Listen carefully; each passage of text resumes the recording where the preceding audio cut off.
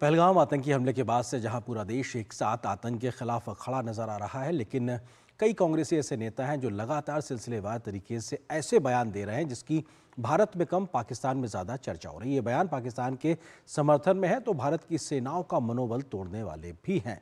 कांग्रेसी नेताओं के सिलसिलेवार बयानों के बाद बीजेपी ने जोरदार तरीके से पलटवार किया है, हमला बोला है तो कांग्रेस पार्टी पर देश विरोधी एजेंडा चलाने का आरोप भी लगाया है।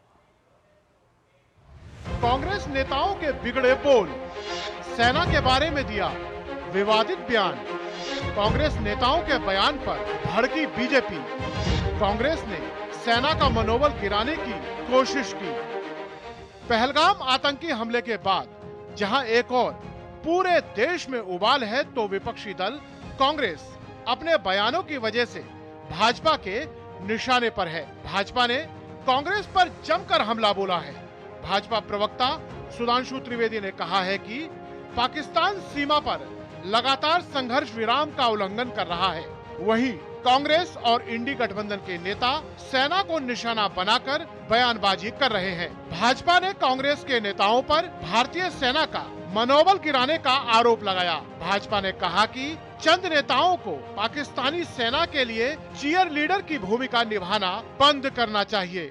एक तरफ कांग्रेस और इंडी गठबंधन के नेता ये मुखौटा लगाकर कहते हैं कि वो सरकार के साथ हैं और फिर उनके नेता बयानों की श्रृंखला एक के बाद एक वो देते रहते हैं जो भारत के विरुद्ध और भारत की सेना को मनोबल को गिराने वाली हो। ये कुछ वैसा ही है जैसे पाकिस्तान यहां पर गतिविधियां करता है और ऑफिशियली ये स्टैंड रखता है कि उसका उनसे कोई लेना देना नहीं है, वो तो शांति चाहता है। ठीक उसी प्रकार कांग्रेस और इंडी गठबंधन का ऑफिशियल स्टैंड रहता है कि हम सरकार के साथ हैं और उनके नेता निरंतर ऐसे बयान देते रहते हैं। भाजपा ने कांग्रेस पार्टी और इंडी गठबंधन के व्यवहार को गैर जिम्मेदाराना बताया। सिद्धारमैया से लेकर चरणजीत सिंह चन्नी के बयान पाकिस्तानी मीडिया में खूब चल रहे हैं। भाजपा यूपी कांग्रेस के अध्यक्ष अजय राय के बयान को लेकर भी हमलावर नजर आया। अजय राय ने एक विमान के खिलौने को राफेल बताते हुए उस पर नींबू मिर्च लटकाकर सरकार पर तंज कसा था।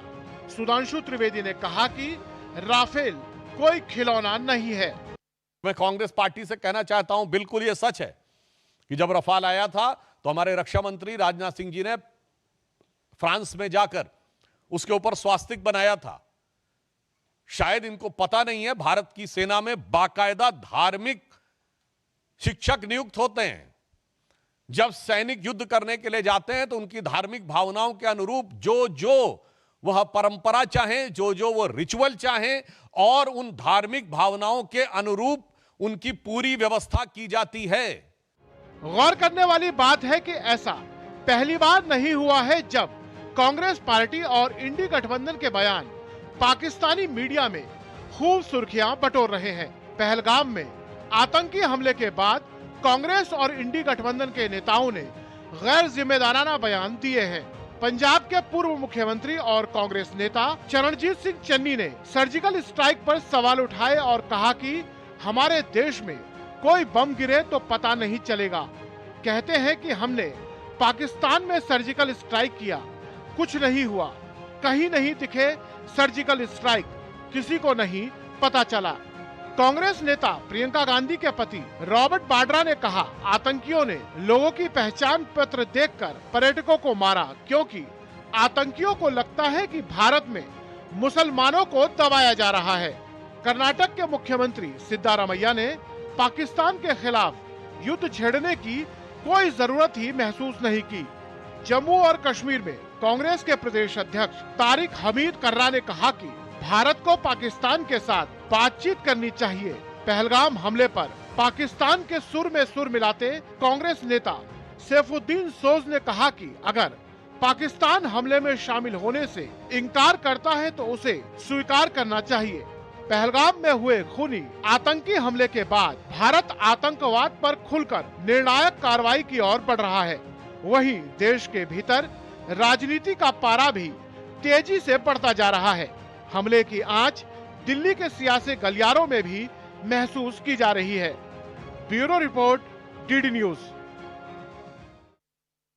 और यहाँ पर एक और छोटे से ब्रेक के लिए रुकते हैं। ब्रेक के उस पार जब वापस आएंगे तो